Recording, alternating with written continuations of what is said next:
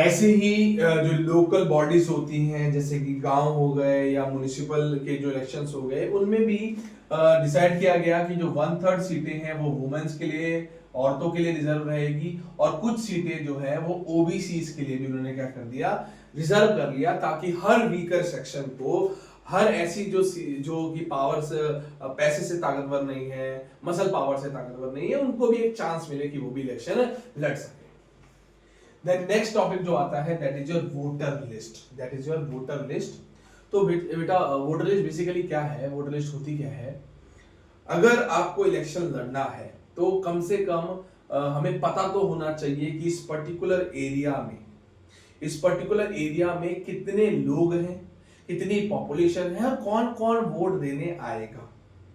तो उसी के लिए क्या हुआ, उसी के लिए वोटर लिस्ट बनाई जाती है। वोटर लिस्ट बेसिकली क्या होती है, एक लिस्ट होती है एक कोई भी कॉन्स्टिट्यूएंसी की या कोई भी एरिया की, जिसमें वहां के जितने लोग 18 साल से ऊपर हैं उन सब का नाम होता है, ताकि हमें पता लगे कि कितने लोग वोट देने के लिए एलिजिबल हैं और कितने लोग आके वोट दे सकते हैं। तो यही होती है वोटर लिस्ट। एक डेमोक्रेटिक इलेक्शन के लिए जो लोग वोट देने के लिए एलिजिबल हैं, इलेक्शन से पहले एक लिस्ट बनाई जाती है जिसका नाम है वोटर लिस्ट।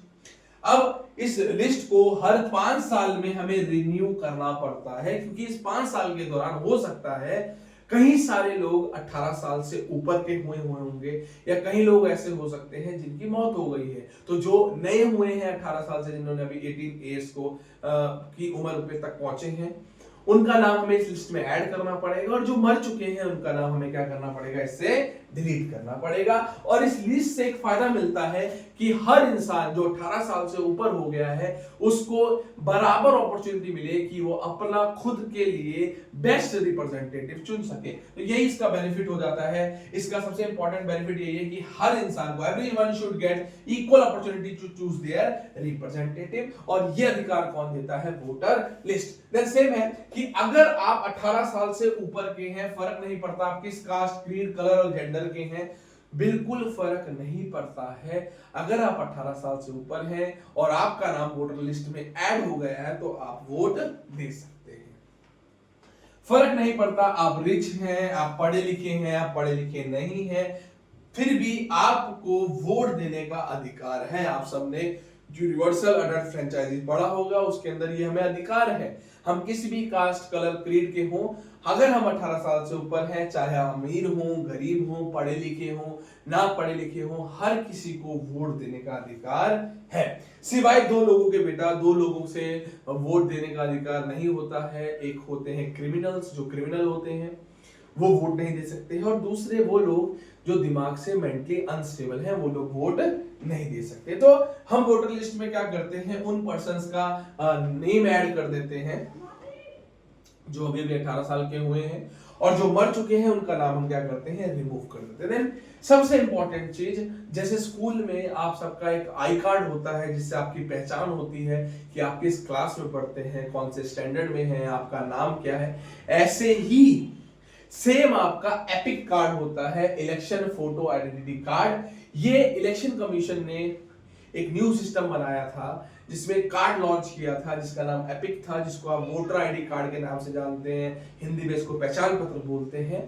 ये कार्ड बेसिकली आपकी आइडेंटिटी है कि जब आप इलेक्शन में वोट देने जाएंगे, जिस दिन वोट देने जाएंगे, तो आप इस कार्ड को साथ में कैरी करेंगे, क्योंकि इसके ऊपर देखिए आपकी एक फोटो होती है और आपकी सारी डिटेल्स लिखी होती हैं, और साथ में आप वोटर लिस्ट लेके जाएंगे ताकि पता लगे कि असलियत में वोट देने कौन है। क्योंकि वोटर लिस्ट में ना कई जगह आपके पास फोटो नहीं होती है और इसमें आपकी फोटोज होती है, तो मैच हो सकता है कि जो वोट दी जा रही है वो राइट पर्सन दे रहा है या उसकी प्लेस पे कोई और ना दे दे। तो वोटर्स को इस कार्ड को ले जाना है जब वो वोट देने जाएंगे, ठीक है। अब इन कार्ड्स का इस्तेमाल हम पहले करते थे, इनसे हम ड्राइविंग लाइसेंस बना सकते थे, राशन कार्ड्स बना सकते थे, तो इनमें बहुत इंपॉर्टेंट होता था ये कार्ड। देन अब जितनी चीजें थी वो आपकी पढ़ ली, अब हम वो चीजें पढ़ेंगे जो कैंडिडेट इलेक्शन में खड़ा हो रहा है। जो भी कैंडिडेट इलेक्शन में खड़ा हो रहा है उसका कुछ क्राइटेरिया होता है, ऐसा नहीं है कि कोई भी इलेक्शन में खड़ा हो सकता है। कुछ 6 क्राइटेरिया है, वो मैं आपको सिखा देता हूं। पहला, वोट देने का जो अधिकार है वो आपको 18 साल से मिल जाता है, पर इलेक्शन में लड़ने का अधिकार, एज अ रिप्रेजेंटेटिव बनना का जो आपको है वो 18 साल से नहीं मिलता है। आपकी मिनिमम एज 25 ईयर्स होनी चाहिए, आप 25 साल के होने चाहिए। साथ ही साथ आप भारत के नागरिक होने चाहिए। बहुत इंपॉर्टेंट है, आपकी उम्र जो मिनिमम एज है वो 25 ईयर्स है, मिनिमम एज आपकी 25 होनी चाहिए और आप इंडिया के सिटीजन होने चाहिए। दूसरा ये हो गया। देन तीसरा, आपके ऊपर कोई भी क्रिमिनल केस नहीं होना चाहिए। अगर आपके ऊपर कोई क्रिमिनल केस है तो आप इलेक्शन नहीं लड़ सकते। देन नेक्स्ट, आप कोई भी गवर्नमेंट ऑफिशियल नहीं हो सकते। अगर आप कोई गवर्नमेंट ऑफिशियल हैं और आप चाहते हैं इलेक्शन लड़ना, तो पहले आपको अपनी पोस्ट को छोड़ना पड़ेगा। देन उसके बाद आप इलेक्शन लड़ सकते हैं। और नेक्स्ट जो सबसे इंपॉर्टेंट है, आप बैंक करप्ट नहीं हो सकते। मतलब ऐसा नहीं हो सकता कि आपके पास बहुत पैसा था, एकदम से आपको लॉस हो गया, आपका अकाउंट जीरो हो गया और आपने डिसाइड किया चलो इलेक्शन लड़ लेते हैं, यहां से कुछ पैसा कमा ले। ऐसा नहीं हो सकता। अगर ये सारी कंडीशन आप फुलफिल कर लेते हैं, अब आप इलेक्शन लड़ सकते हैं। आप बिल्कुल सिलेक्टेड हैं कि आप इलेक्शन लड़ लें। आप 25 साल के होने चाहिए, भारत के नागरिक होने चाहिए, आप पे कोई क्रिमिनल केस नहीं होना चाहिए, आपके पास कोई गवर्नमेंट नौकरी नहीं होनी चाहिए, आप बैंक करप्ट नहीं होने चाहिए और साथ ही साथ आप मेंटली स्टेबल होने चाहिए। तो आप इलेक्शन लड़ सकते हैं। अब एक बार अगर ये सारे क्राइटेरिया फॉलो कर लेते हैं, देन आप कोई भी जो भी मेजर पार्टी है, आप उनके पास जाएंगे, आप उनसे पार्टी टिकट मांगेंगे। आपको क्या लेना है उनसे? Party ticket. कई बार होता है आपको पार्टी टिकट मिल जाती है, पर अगर नहीं मिलती तो उसका मतलब ये नहीं है कि आप इलेक्शन नहीं लड़ सकते। आप एक इंडिपेंडेंट कैंडिडेट की तरह भी इलेक्शन लड़ सकते हैं। आपको पार्टी टिकट मिलती है, देन इट्स गुड। नहीं मिलती है तो आप इंडिपेंडेंट कैंडिडेट बनेंगे। आपको कुछ नहीं करना है, आपको इलेक्शन कमीशन के ऑफिस में जाना है, एक नॉमिनेशन फॉर्म भरना है और साथ में एक सिक्योरिटी डिपॉजिट जरूर जमा कराना होता है। बेटा, ये एक अमाउंट होती है जो रिफंड हो सकती है, जो आपको बाद में मिल जाएगी, पर ये इसलिए होती है ताकि हर कोई इलेक्शन लड़ने ना आ जाए। अगर आपको पता है कि आपको इतनी मिनिमम वोटें गिरेंगी तो ही आप इलेक्शन लड़ सकते हैं, नहीं तो नहीं। तो इसीलिए आपको अपना नॉमिनेशन फॉर्म भरना है। नॉमिनेशन फॉर्म के साथ साथ आप एक सिंबल डिसाइड करेंगे कि आपकी पार्टी का सिंबल क्या होगा, स्लोगन क्या होगा। बहुत सारी चीजें आपको करनी है और साथ में आपको एक डिपॉजिट देना पड़ेगा, एक सिक्योरिटी डिपॉजिट जरूर देना है। अगर आप सिक्योरिटी डिपॉजिट नहीं देते हैं तो इलेक्शन आप नहीं लड़ सकते हैं। ये आप रिफंडेबल होता है। एक मिनिमम क्राइटेरिया होता है कि अगर आपको इतनी वोट पड़ जाती है तो ये आपको अमाउंट वापस मिल जाता है।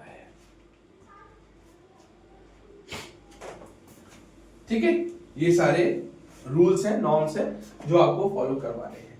देन एक बार आपने इलेक्शन लड़ लिया, आप इलेक्शन की तरफ चल दिए, देन अब आपको टिकट मिल गया। मान लीजिए आप XY पार्टी से इलेक्शन लड़ रहे हैं, तो इलेक्शन से 2 हफ्ते पहले एक प्रोसेस होती है जिसको बोलते हैं इलेक्शन कैंपेनिंग।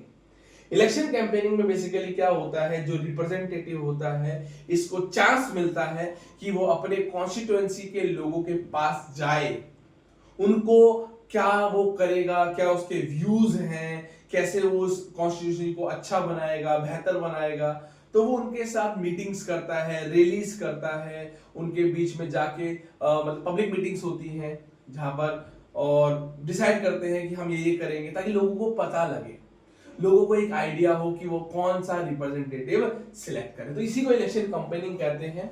इलेक्शन कैंपेनिंग, ताकि जो कैंडिडेट है उसके बारे में वहां के लोकल लोगों को जरूर पता हो। इस पीरियड के दौरान जो कैंडिडेट होता है वो वोटर्स, जो पॉलिटिकल लीडर्स होते हैं वो इलेक्शन मीटिंग्स कराते हैं, पॉलिटिकल पार्टीज कराते हैं, रैलीज कराते हैं, न्यूज़पेपर में उनके आर्टिकल्स आते हैं, टेलीविजन चैनल में दिखाए जाते हैं, ताकि हर इंसान को एक फेयर चांस मिले, लोगों को पता लगे कि उनको किस में सिलेक्ट करना है। तो उसके लिए जो प्रोसेस होती है उसी को इलेक्शन कैंपेनिंग कहते हैं। इसका मेन पर्पस क्या है, ताकि हर पीपल को प्रॉपर नॉलेज हो कि उनका रिप्रेजेंटेटिव कौन है। ये जरूरी है कि हर इंसान के पास जो रिप्रेजेंटेटिव आ रहा है उसके बारे में उनको, जो लोकल अथॉरिटी है, जो लोकल सिटीजन है, उनको सब पता होना चाहिए। और कैंपेनिंग स्टार्ट कब होती है ये आपको याद रखना है, 2 हफ्ते पहले। इलेक्शन से जिस दिन आपको वोट डालनी है उससे 2 हफ्ते पहले ये स्टार्ट हो जाती है। और इस दौरान मीटिंग्स होती हैं, रैलीज होती हैं और ये सारी चीजें होती हैं। और जो पॉलिटिकल पार्टीज हैं वो स्लोगन्स बनाते हैं, बहुत इंपॉर्टेंट है स्लोगन बनाना। तो क्योंकि स्लोगन जब वो बनाते हैं तो उससे एक इंटरेस्ट आता है आपको कि बहुत कैची कैची स्लोगन्स होते हैं ताकि आपको मजा आए। गरीबी हटाओ, अभी पढ़ाऊंगा मैं इनके बारे में, गरीबी हटाओ जैसे था, तो स्लोगन से ना आप थोड़ा कनेक्ट कर पाते हो, तो वैसे ही स्लोगन्स बनाए जाते हैं। तो कुछ स्लोगन्स है जो आपकी बुक में लिखे हुए हैं जिनको आपको याद करना है। जैसे कांग्रेस पार्टी का जब 1971 के अंदर इलेक्शन हुआ था तो उन्होंने एक स्लोगन बड़ा मशहूर हुआ था और उनसे वो जीते भी थे, तो वो था गरीबी हटाओ, रिमूव पॉवर्टी। इंदिरा गांधी ने ये स्लोगन पास किया था। देन भारतीय जनता पार्टी ने लोकसभा इलेक्शन 1977 के अंदर एक स्लोगन का इस्तेमाल किया था जिसका नाम था सेव डेमोक्रेसी। तो लोगों के दिमाग में इसका बहुत ज्यादा ना एक प्रभाव पड़ता है, इंपैक्ट पड़ता है, उनको पता लगता है कि उनको किसको चुनना है। ऐसी लैंड टू टिलर्स जो वेस्ट बंगाल में स्टेट असेंबली में इलेक्शंस हुए थे 1977 में, तो उनका ये एक स्लोगन था। देन ऐसी एनटी रामाराव जो कि लीडर थे तेलुगु पार्टी के, उन्होंने जब उनके यहाँ का स्टेट असेंबली इलेक्शन हुए थे 1983 के अंदर, वहां पर भी उन्होंने एक इस्तेमाल किया था slogan, protect the self respect of Telugus. अब ये जो एरिया है ये पर्टिकुलर तेलुगु लोगों का है, तो एक ऐसा स्लोगन कि आपको अपनी इज्जत बचानी है तेलुगु लोगों, तो ये थोड़ा हिट करता है। इसलिए ये स्लोगन्स लोगों को चाहे वोट आए ना आए पर एक इंपैक्ट डालता है, तो स्लोगन इसीलिए इलेक्शंस में जरूरी होते हैं। देन अब आते हैं, आगे बढ़ते हैं इलेक्शन लॉज। देखो इलेक्शन लड़ने के कुछ लॉज हैं, एक लॉ है और एक है कोड ऑफ कंडक्ट। इनमें ना कंफ्यूज नहीं होना, ये दो अलग अलग चीजें हैं। लॉज, पहला लॉ, इलेक्शन के दौरान कोई भी कैंडिडेट या कोई भी पार्टी किसी को रिश्वत नहीं दे सकती, किसी भी वोटर को रिश्वत नहीं दे सकती, या किसी भी वोटर को धमकी देके वोट नहीं डलवा सकते। अगर ऐसा हुआ तो उस पर्टिकुलर बंदे की पहले तो उसको इलेक्शन से हटा दिया जाएगा और उसको जेल भेज दिया जाएगा। दूसरा, आप जो वोट मांग रहे हैं वो किसी धर्म या किसी कास्ट के बेसिस पे नहीं मांग सकते। आप किसी गवर्नमेंट रिसोर्स का इस्तेमाल अपने इलेक्शन कैंपेनिंग में नहीं कर सकते। पहला कानून, आप किसी को रिश्वत देके या दरार धमका के वोट खरीद नहीं सकते। आप कास्ट के नाम पर, धर्म के नाम पर वोट नहीं मांग सकते। आप किसी भी गवर्नमेंट रिसोर्स का इस्तेमाल नहीं कर सकते अपने इलेक्शन कैंपेनिंग के दौरान। अगर आप लोकसभा का इलेक्शन लड़ रहे हैं तो कम से कम आपको 25 लाख रुपए खर्च करने हैं, और अगर आप विधानसभा का इलेक्शन लड़ रहे हैं तो कम से कम आपको 10 लाख रुपए खर्च करने हैं। इससे ज्यादा आप खर्च नहीं कर सकते। तो ये कुछ ये लॉ है। अब इन लॉ के साथ अब आता है बेटा कोड ऑफ कंडक्ट। तो लॉ अलग है और कोड ऑफ कंडक्ट अलग है, तो दोनों को मिक्स खिचड़ी नहीं बनानी। कोड ऑफ कंडक्ट क्या कहता है, ध्यान से सुनिए, हर किसी को फॉलो करना है। जैसे कोई भी पार्टी किसी भी प्लेस ऑफ वर्शिप, चाहे वो मंदिर है, चाहे वो मस्जिद है, गुरुद्वारा है, चर्च है, इनका इस्तेमाल नहीं कर सकता अपने इलेक्शन प्रोपेगेंडा के खिलाफ। इनका इलेक्शन जब वो कर रहे हैं तो उनमें इन जो धर्म स्थल हैं इनका इस्तेमाल नहीं कर सकते, जो वर्शिप वाली जगह है इनका इस्तेमाल आप नहीं कर सकते। साथ ही साथ कोई गवर्नमेंट व्हीकल या एयरक्राफ्ट या किसी भी गवर्नमेंट ऑफिशियल्स को आप इलेक्शन के लिए इस्तेमाल नहीं कर सकते। अगर ये सबसे इंपॉर्टेंट है कि अगर इलेक्शन अनाउंस हो गए हैं, जो रूलिंग पार्टी है, रूलिंग पार्टी कोई भी नई पॉलिसी या कोई भी नया लॉ पास नहीं कर सकता। अगर करता है तो वो इनवैलिड होगा, या अगर कर भी देता है तो वो इलेक्शन के बाद लागू होगा, इलेक्शन के दौरान लागू नहीं होगा। कि एक बार इलेक्शन अनाउंस हो गए तो कोई भी मिनिस्टर कोई भी नया काम चालू नहीं कर सकता, कोई प्रोजेक्ट नहीं चालू कर सकता, कोई नई पॉलिसीज नहीं लागू कर सकता, ताकि लोगों में उसके खिलाफ ऐसा हो कि एक नेता है जिसने जैसे इलेक्शन पास आने लगे उसने बोला मैं हाईवे बनाना शुरू कर दूंगा, स्कूल बनाने शुरू कर दूंगा, तो इससे लोगों को लगता है कि काम हो रहा है, तो यही नहीं कर सकते। तो ये कोड ऑफ कंडक्ट है कि आप कोई भी प्लेस ऑफ वर्शिप को अपने इलेक्शन के लिए इस्तेमाल नहीं कर सकते। कोई भी गवर्नमेंट व्हीकल, कोई भी जहाज, कोई भी ऐसे गवर्नमेंट ऑफिसर को आप इलेक्शन के लिए इस्तेमाल नहीं कर सकते। इलेक्शन अगर अनाउंस हो गए हैं तो कोई भी नया प्रोजेक्ट आप चालू नहीं कर सकते, कोई भी नई पॉलिसीज आप चालू नहीं कर सकते। देन आते हैं बेटा जिस दिन पोलिंग होती है, जिस दिन वोट होता है, उस दिन कैसे होता है और वोट कैसे काउंट होती है। एक डे हम डिसाइड कर लेते हैं कि इस दिन वोट होगा, उस दिन को हम पोलिंग डे बोला जाता है, उसको बोलते हैं पोलिंग डे या इलेक्शन डे बोलते हैं। हमारे जो आसपास, आपके एरिया के आसपास जो भी सरकारी स्कूल होंगे या जो भी गवर्नमेंट की बिल्डिंग होगी, उसको हम एज अ सेंटर इस्तेमाल करते हैं, पोलिंग बूथ सेंटर की तरह इस्तेमाल किया जाता है। हर वोटर उस बूथ के अंदर जाता है, अपना वोटर आईडी कार्ड दिखाता है, अपनी वोटर लिस्ट दिखाता है और एक वोट कास्ट करता है। और ये चेक करने के लिए कि उसने वोट दे दी है तो आपकी फिंगर पे कुछ इस तरीके का एक साइन लगा दिया जाता है। इस तरह आप जाके वोट देते हैं। देखो वोटर लिस्ट में चेक होगा, आपके वोटर कार्ड से आपका वोटर लिस्ट चेक किया जाएगा, देन आपकी उंगली पे ऐसा साइन लगाएंगे और आप वोट डाल सकते हैं। अब एक बारी वोट आपके डल गए, ठीक है, तो इस तरीके से एक मशीन होती है, इसे ईवीएम मशीन बोलते हैं।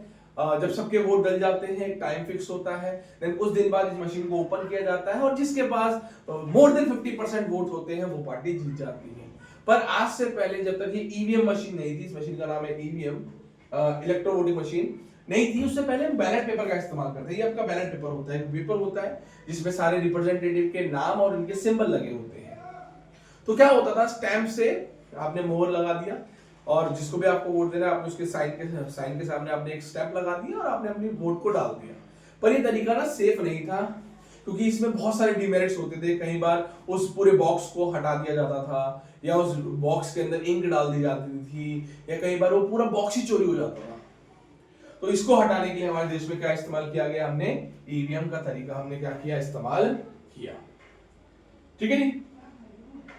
देन आगे चलते हैं बेटा। This is very important topic, independent election commission. सारा हम पढ़ चुके हैं, एंड की तरफ जा चुके हैं, चैप्टर यहाँ पर खत्म हो जाएगा आपका। अब इलेक्शन कमीशन बेसिकली क्या है, इलेक्शन कमीशन होता क्या है, ये एक अथॉरिटी है, एक पावरफुल अथॉरिटी है जो ये सारा इलेक्शंस इंडिया के अंदर कंडक्ट कराती है। वोटर लिस्ट बनाना, वोटर लिस्ट में नाम डालना, आपका आधार कार्ड नहीं, आपका एपिक कार्ड बनाना, पहचान पत्र बनाना, वोटिंग कराना, स्कूल अरेंज कराना, लोगों को हायर करना, वोटिंग डलाना, वोटिंग काउंट करना, ये सारा काम कौन करता है, इलेक्शन कमीशन। तो ये एक इंडिया के अंदर इंडिपेंडेंट पावरफुल अथॉरिटी है जिसे इलेक्शन कमीशन कहते हैं। अब ये गवर्नमेंट की कोई भी और अथॉरिटी इसको कंट्रोल नहीं कर सकती, ये इंडिपेंडेंट होती है, ये जो भी डिसाइड करेंगे ये इन्हीं के ऊपर आएगा। इनको अपॉइंट करने वाले कौन है, इनके जो चीफ होते हैं, जो इनके हेड होते हैं, इलेक्शन कमीशन का जो हेड होता है, उनको जो सिलेक्ट करते हैं वो भारत के प्रेसिडेंट करते हैं। The president of India appoint chief election commissioner को इस्तेमाल करते हैं और साथ में 2 कमिश्नर को और अपॉइंट किया जाता है और जो 6 साल के पीरियड के लिए काम करते हैं, उसके बाद नए को अपॉइंट किया जाता है। अगर कुछ भी प्रॉब्लम होता है, कोई भी XYZ इलेक्शन के दौरान कुछ भी इशू दिखता है, तो कोई भी गवर्नमेंट की अथॉरिटी इनसे क्वेश्चन नहीं पूछ सकती। अगर कोई प्रॉब्लम है तो ये डायरेक्ट जो आंसर देते हैं या डायरेक्ट जो भी अपना मैसेज कन्वे करना है, ये डायरेक्ट प्रेसिडेंट से बात करते हैं। यहां तक कि जो रूलिंग पार्टी है वो भी इनके डिसीजन पे या जो भी ये रूल बनाएंगे उसको डिनाई नहीं कर सकते। ऐसा हो कि जो रूलिंग पार्टी है वो चाहती है कि ये इलेक्शन कमिश्नर उनके एरिया में ना है, तो ऐसा नहीं हो सकता। प्रेसिडेंट ही एक इंसान है जो डिसाइड करेगा इनके साथ क्या होगा। दिन के रूल्स देख लेते हैं बेटा। रूल्स बड़े इंपॉर्टेंट है। इलेक्शन कमीशन डिसाइड करता है कि इलेक्शन कब होंगे और किस तारीख को होंगे और रिजल्ट कब डिक्लेयर होगा, ये पहला उसका काम हो गया। दूसरा, अगर कोई भी कैंडिडेट इलेक्शन लॉ या कोड ऑफ कंडक्ट को तोड़ता हुआ दिखेगा तो उसको ये पनिश करेंगे, उसका नॉमिनेशन उसी समय कैंसिल किया जाएगा और उनको जेल में डाला जाएगा। तो दूसरा काम ये हो गया। पहले इलेक्शन कब होंगे, रिजल्ट कब आएगा, तो ये सभी डिसाइड करते हैं। अगर कोई कोड ऑफ कंडक्ट को तोड़ते हुए दिखेगा तो उसको पनिश किया जाएगा। अगर इलेक्शन के दौरान, अगर इलेक्शन चल रहा है उस दौरान it can also order the government to follow some guidelines to prevent use and misuse of government power. इसका मतलब क्या है, ये कुछ गाइडलाइंस पास करते हैं इलेक्शन के दौरान जो रूलिंग गवर्नमेंट है। अब रूलिंग गवर्नमेंट हमेशा चाहती है कि वही इलेक्शन जीते। हो सकता है वो अपनी पावर का गलत इस्तेमाल करे, तो उस अपनी पावर का गलत इस्तेमाल ना करे रूलिंग गवर्नमेंट, तो ये कुछ गाइडलाइंस पास करते हैं और उनको रूलिंग गवर्नमेंट को फॉलो करना पड़ता है। अगर रूलिंग गवर्नमेंट फॉलो नहीं करती है, उस केस में भी ये रूलिंग गवर्नमेंट को पनिश कर सकते हैं। जिस दिन इलेक्शन दिन होता है, जो इलेक्शन का डे होता है, उस दिन जितने भी ऑफिसर्स होते हैं, गवर्नमेंट के ऑफिसर्स होते हैं, जैसे पुलिस अधिकारी हो गए या कुछ गवर्नमेंट ऑफिशियल हो गए, आपके स्कूल के टीचर्स हो गए गवर्नमेंट स्कूल के, ये लोग गवर्नमेंट के लिए काम नहीं करते हैं, सिर्फ एक दिन के लिए इलेक्शन कमीशन के अंडर ही काम करते हैं। अगर इलेक्शन के दौरान इनको लगता है, अगर इलेक्शन के दौरान इनको लगता है कि बूथ पे कुछ चीज अनफेयर हुई है, तो ये उस बूथ पे दोबारा से री इलेक्शंस करा सकते हैं, दोबारा से फ्री इलेक्शंस करा सकते हैं। तो ये सारी पावर किसके पास है? इलेक्शन कमीशन के पास। ये डिसाइड करेंगे इलेक्शन कब होगा, किस जगह होगा, किस तारीख को होगा, रिजल्ट कब डिक्लेयर करना है। अगर कोई रूल को तोड़ता हुआ दिखता है, कोई कैंडिडेट कोड ऑफ कंडक्ट के खिलाफ काम करता है, तो उस पार्टी को उसी समय पे पनिश करना, इलेक्शन के दौरान जो रूलिंग पावर है, जो रूलिंग गवर्नमेंट है, उसको रोकना कि वो अपनी पावर का गलत इस्तेमाल नहीं कर सके। अगर वो करती है तो उस पावर को किसी और को ट्रांसफर कर दिया जाता है। और जिस दिन इलेक्शन ड्यूटी होती है, तो जो गवर्नमेंट ऑफिसर होते हैं वो सारे इलेक्शन कमीशन के कंट्रोल में ही काम करते हैं।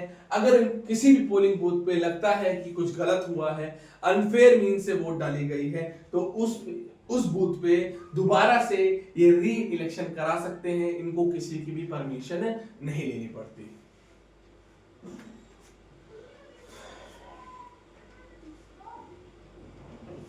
ठीक है, देन इससे पहले ये वाला टॉपिक देख लेते हैं एक बार, challenges for free and fair elections.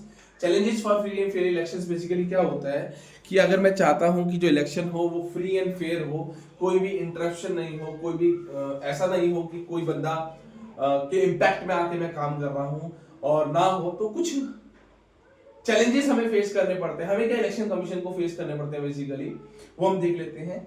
जो पावरफुल कैंडिडेट होते हैं, उनके पास, जिनके पास मनी बहुत है, तो वो कोशिश करते हैं कि मनी की पावर के दम पे इलेक्शंस को लड़े, वोटों को खरीदने की कोशिश करते हैं, लोगों को रिश्वत देने की कोशिश करते हैं, गवर्नमेंट ऑफिशियल को रिश्वत देने की कोशिश करते हैं।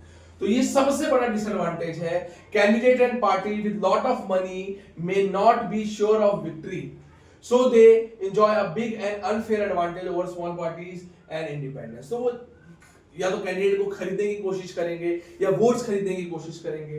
देन नेक्स्ट, कुछ पार्टीज ऐसी होती हैं जहां के जो कैंडिडेट्स होते हैं उनका कुछ क्रिमिनल कनेक्शन है, तो उस क्रिमिनल के दम से वहां के लोगों को धमकाते हैं, उनको डराते हैं कि आप हमें ही वोट डालें। अब हो सकता है कि कुछ एरियाज ऐसे हैं जहां पर कोई क्रिमिनल लोग हैं, लोग डरते हैं, तो डर के कारण अपना वोट अगर उनको किसी और को देना था, बट उस डर के कारण उन्होंने अपना वोट एक ऐसे बंदे को दे दिया जो आने वाले 5 साल उनको तंग करेगा, पर डर के कारण उन्होंने वोट दे दिया। तो ये भी एक बहुत कारण है। पैसे का दम दिखाते हैं, पावर का दम दिखाते हैं, क्रिमिनल कनेक्शंस का दम दिखाते हैं। देन तीसरा, कुछ फैमिलीज जिनका कनेक्शन पॉलिटिकल पार्टी से है, तो वो क्या करते हैं, फोर्स करते हैं कि उनके ही रिलेटिव को पार्टी की टिकट मिले और वो इलेक्शन लड़े, भले वो कैंडिडेट अच्छा है, बुरा है, 5 साल बाद आएगा या नहीं आएगा, कोई फर्क नहीं पड़ता। तो some families tend to dominate political parties, ticket are distributed to the relative from this families.